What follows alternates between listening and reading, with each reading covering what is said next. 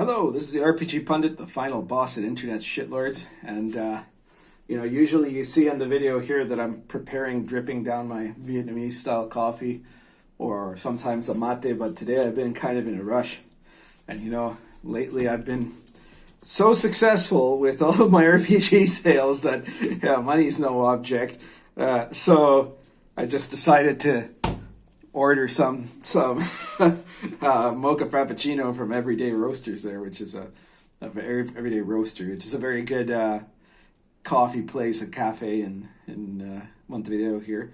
This is not a sponsored video, by the way, before you get any ideas.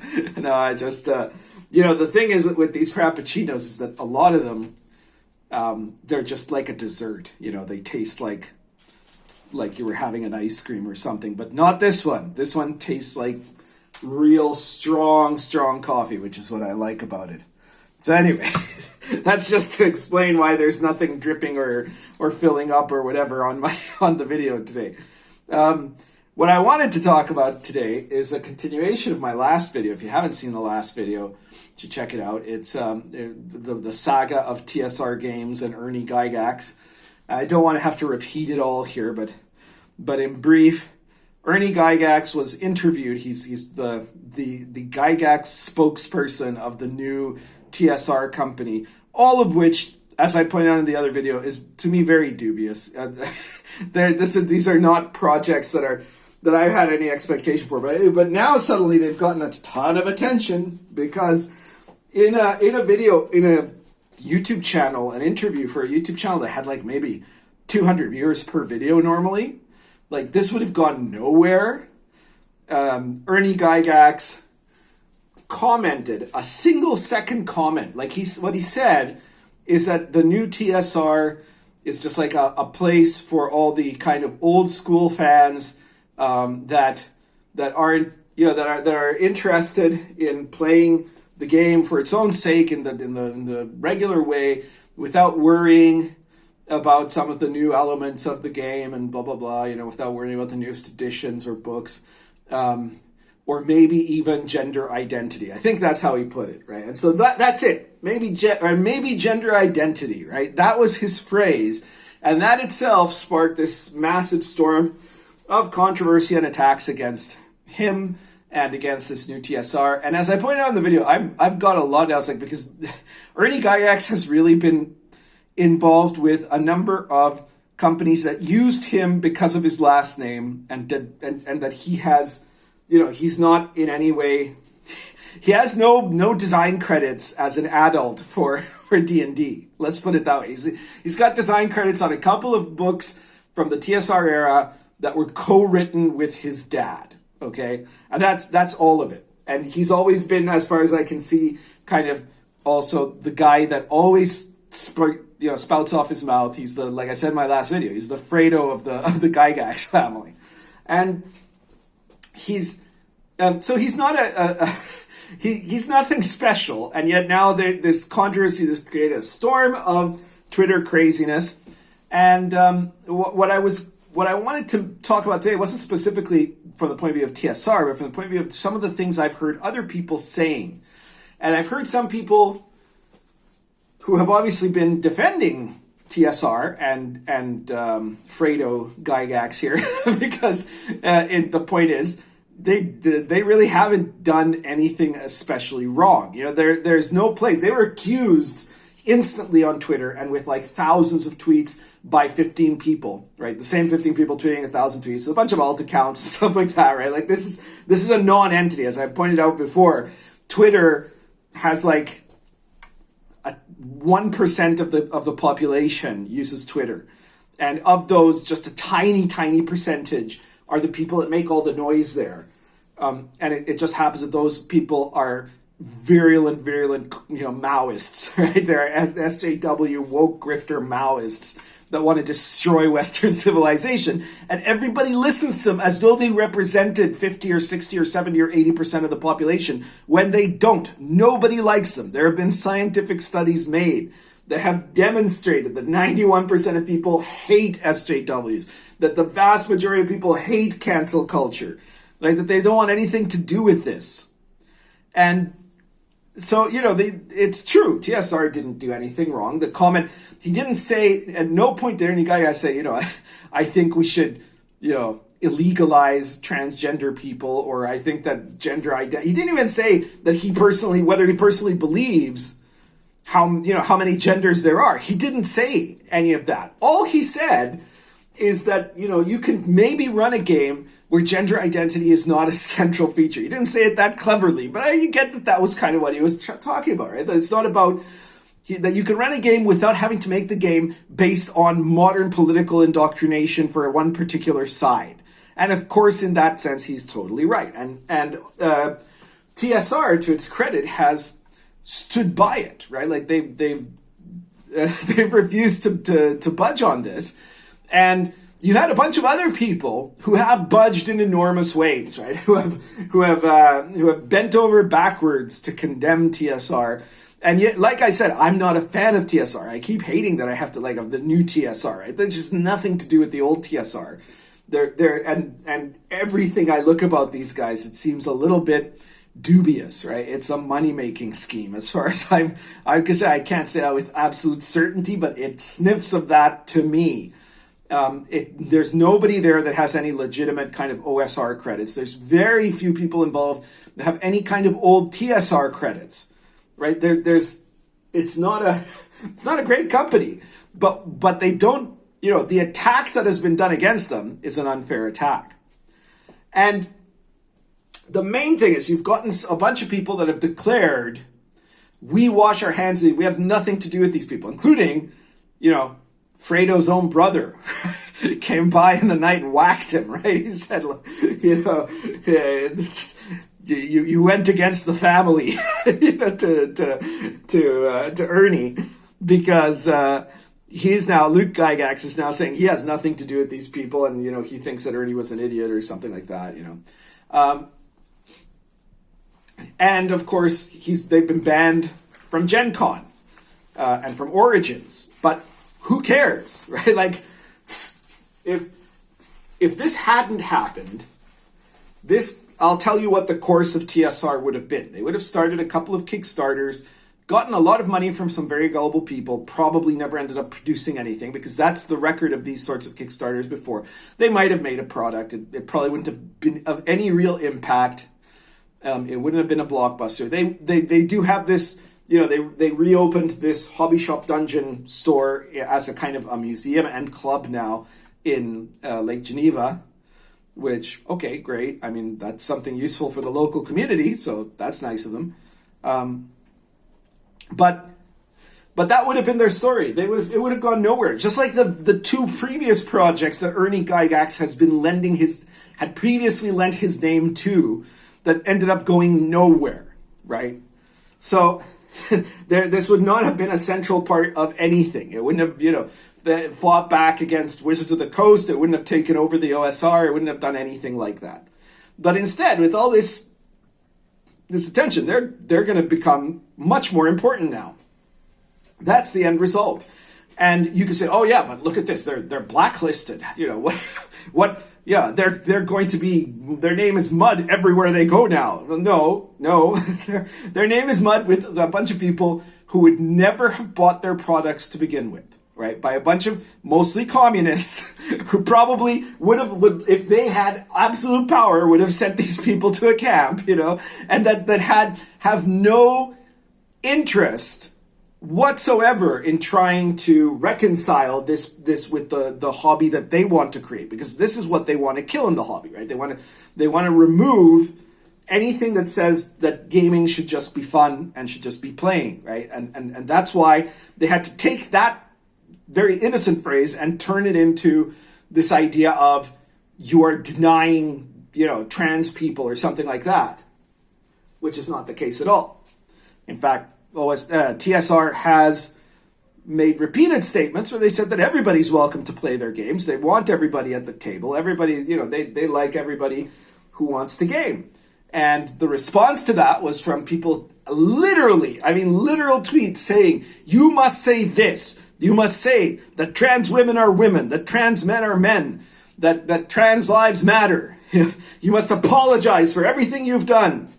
and then, you know, and if you don't, you're a bigot, right? But note that it doesn't say that if they do this, it'll make their lives any better, right? They're not going to be forgiven. There's not going to be any kind of, you know, there isn't going to be any kind of backing off. It's just, this is what you must say, or else we're going to keep trying to have you killed, right? This is directly out of the Cultural Revolution, the Maoist struggle sessions, where people that were accused of wrong thing were put in the middle of a group, beaten severely, made to wear slogans of, you know, this person is a traitor over their heads, you know. And some of them were killed. Others were sent to prison for years, right? Now, that's not happening in the West yet. I mean, in Canada, it's about to, you know, like they're about to set up a thing where if you say the wrong thing on the internet, you're going to be fined $20,000 and possibly jailed, you know. So this is coming to the West, and this is something that has to be fought against. And that brings me to the real point of today's video, which is very simply that one of the things that I've heard from certain areas has been either, oh, these guys should never have said anything. Well, maybe these guys in particular maybe shouldn't have ever said anything, but specifically what Ernie said was in no way offensive. It wasn't offensive to anyone, right? And what TSR has said by saying, you know, we just want gaming to be fun. We welcome everybody. We're inclusive of everybody. The game has always been inclusive, which they said, and they're right. The game has always been inclusive, has always welcomed everybody. All of those things are perfectly acceptable things to say. The idea that they're not is what they're trying to do now. They're trying to shift the narrative. This is classic Foucaultian postmodernist, you know, tactics for speech control. They're trying to shift into saying that what they said is somehow profoundly wrong when it's actually a statement of truth and fact. So no, they shouldn't have not said that, and they absolutely should not apologize. Now, Ernie did end up doing a kind of apology post where he said that it was never his intention to hurt anybody who was trans or anything like that, to hurt anyone's feelings, that, you know, and he explained what I had already assumed. I had looked at it, you know, I even mentioned in the previous video that he's a guy that has trouble with, you know, knowing how to say things appropriately, that he's, you know, he practically admitted to having social learning difficulties, let's say, and then he pointed out he was an outcast, that he was never, you know, he never had any friends and things like that. He does this whole story about his background. That is a story that I'm sure that a lot of D&D gamers can relate to, both in the past and the present, right? Not all, but a lot. That you know, he was socially awkward and isolated, and he was he had difficulty making friends, and then he discovered gaming. Now, as it happens, his dad invented gaming, right? But in any case, in his case, he said that saved him because it created for him an outlet. It created for him a place where he could communicate with people, a community of friends that were forming around the playing of this game. And that he wants everyone to be able to have that too.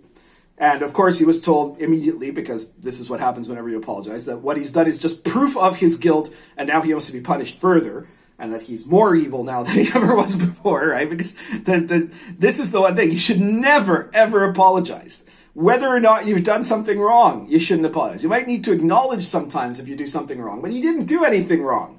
Not in this case.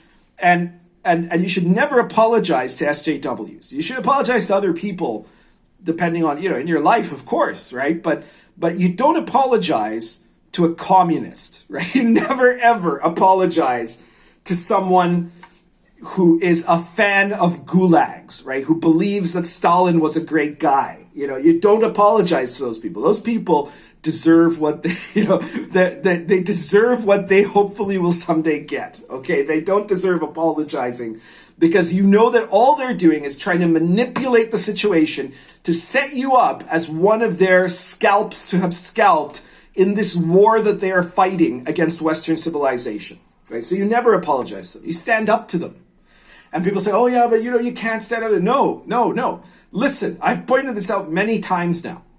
If every single person just refused to listen to the SJWs, if every single person just said, no, fuck you. We're not gonna do what you demand. Nobody's gonna do what you demand anymore. You're losers. Get out, right? That would be it. They would be completely out of power. They are 8% of the population, with tiny numbers doing exaggerated activism to allow them to keep control. And they have a disordinate amount of control, of course, over certain areas and institutions. And that has to be fought. But in terms of the hobby, because this isn't a video about how to, win the culture war. This is a video about how to win the hobby. In terms of the hobby, they don't have control, and they will never have control over anything that actually matters, right? They have been trying to cancel me for 15 years. And every time they've tried, I've become bigger and stronger and made more money than I used to make. Okay? I'm one of the most successful game designers that is independent around, in terms of, I'm one of a tiny handful that is living off of what he's doing, I can't even call it a modest living anymore. It's a good living. It's a good living that I'm having.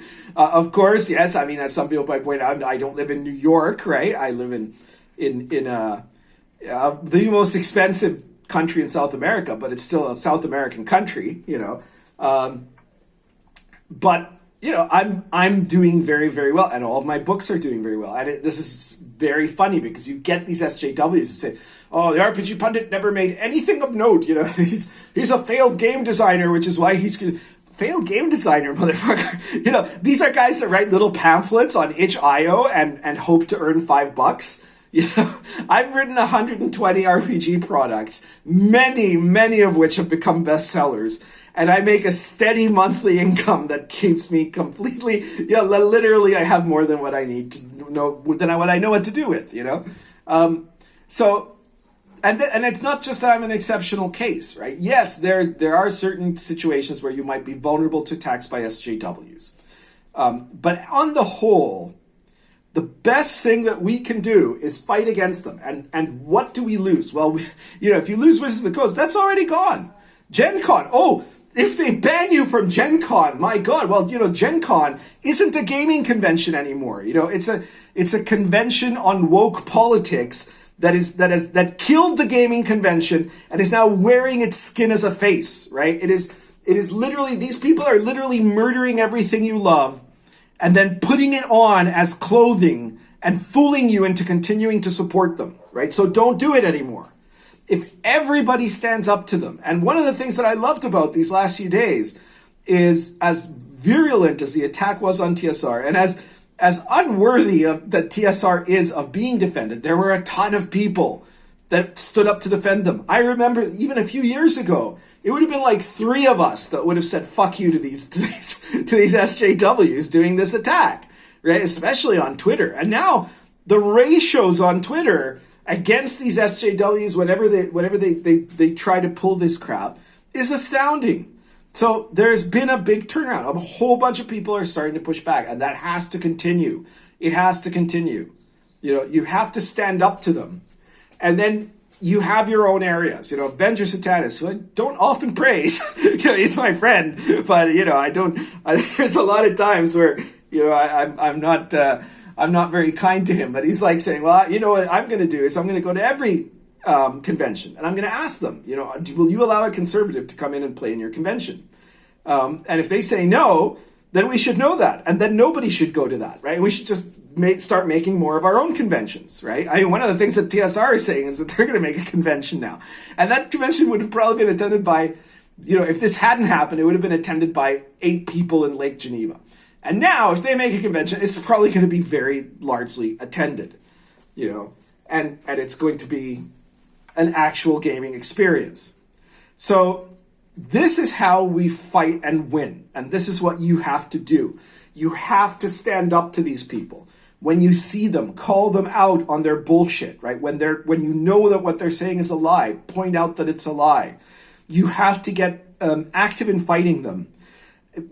And not because I want you to be a right-wing activist or something like that. It's because I want you to protect this hobby that you like, right? And this is one of the things that proves who is the aggressor here and what is the real fight here. Because I had on the RPG site, someone said, well, it's pretty clear to me, there are one or two leftists on the RPG side, these dinosaurs that are like the very few leftists left that really enjoy having a real argument there.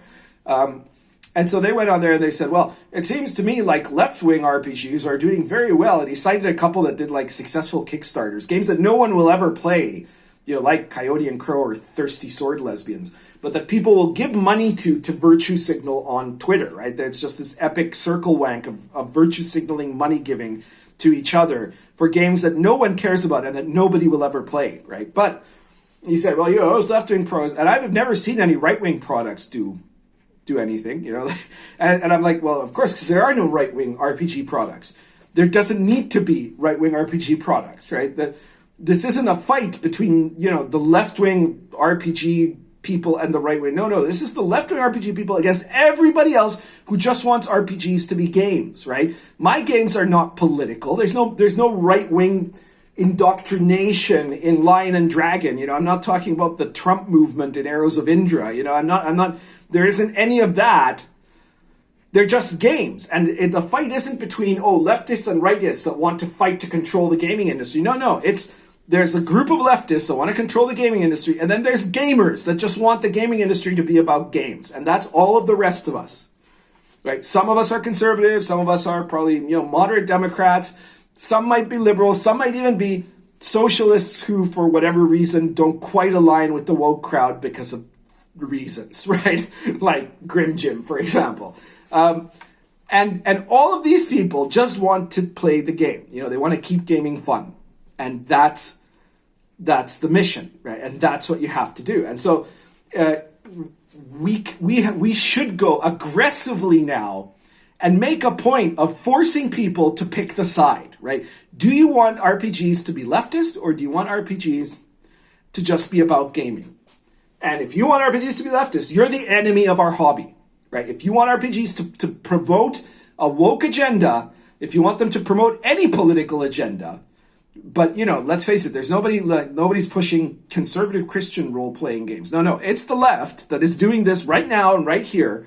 If you believe that gaming should have to teach political indoctrination to a certain partisan point of view, you are the enemy of the hobby. And that is how we must treat you.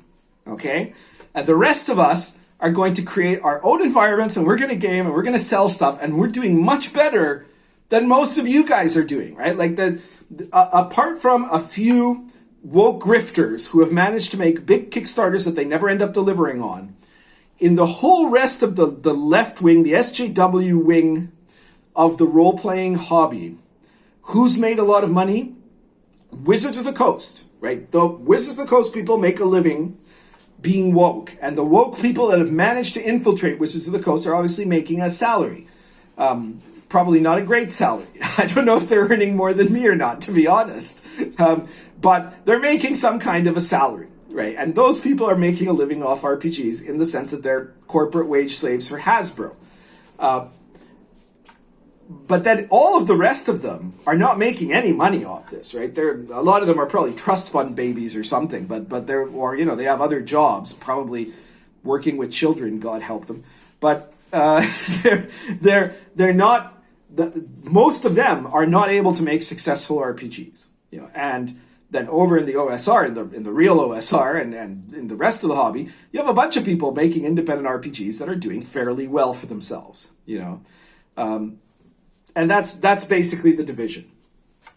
So, these guys are not successful. They're not popular.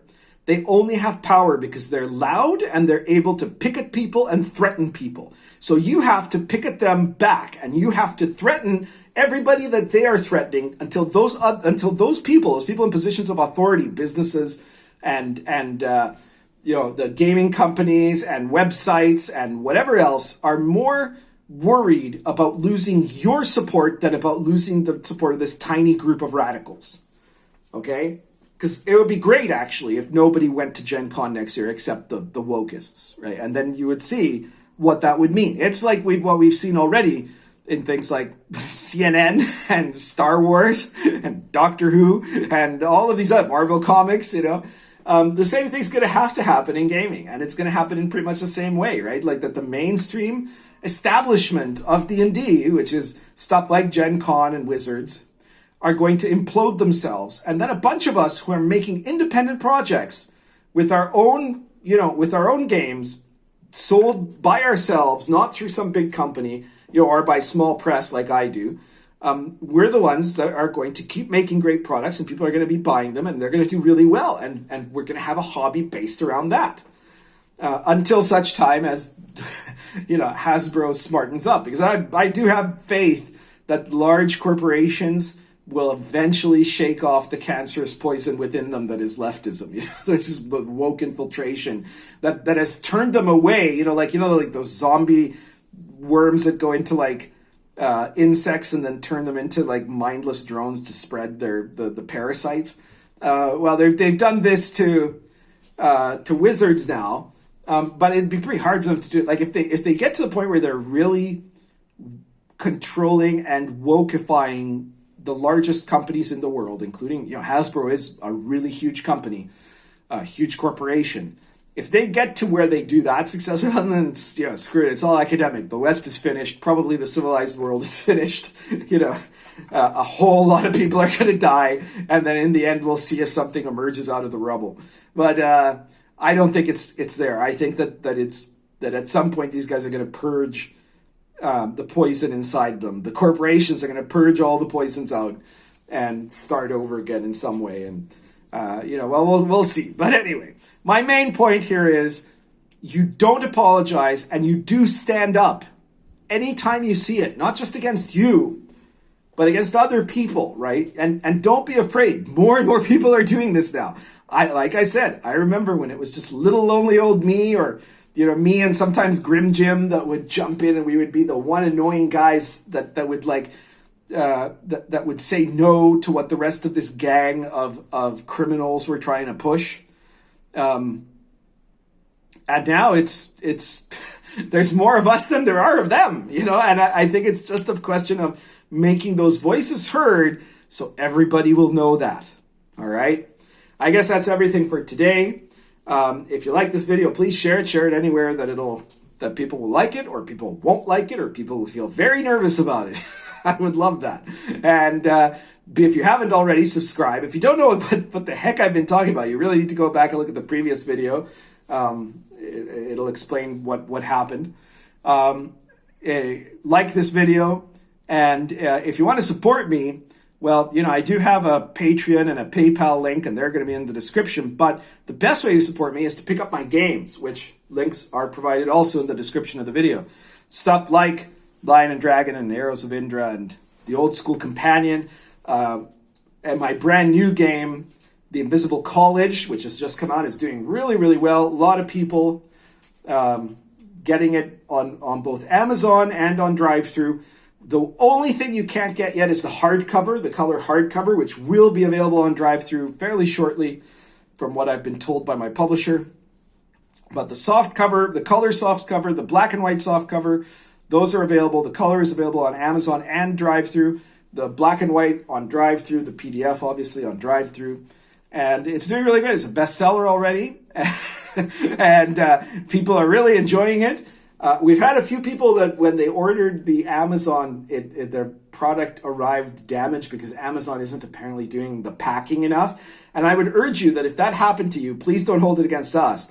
But please do contact Amazon about that. They will refund you or something. They'll fix it. But also that's a way to let them know, right? And please, don't take it against us that Amazon is packaging isn't doing, we're not the ones doing it. So, so you can support me that way. You can support me also if you don't have, the black and white book of The Invisible College is only about $25. But let's say you don't have that. And let's say that you've just only got a few bucks, but you do want to still support me, and you don't want to just put it in Patreon. Check out the RPG Pundit Presents series of PDFs. There's 105 of them. There's still more coming, but there's 105 of them. Each one is a separate issue from 3 to 30 pages. They range in price from 99 cents to $4.99, and each one has a complete thing that you can use in your D&D, OSR, or other fantasy type games. It has, you've got stuff ranging from medieval authentic things like in the Lion and Dragon style, all the way to real gonzo weird stuff like from my World of the Last Sun book, and adventures and monsters and all that. And so it's like you're buying me a frappuccino and you're getting something in return. And that's something I like. I like that you would be getting something in return. So that's everything for today. Currently smoking Lorenzetti Volcano plus Blue Boar, and we'll see you guys soon.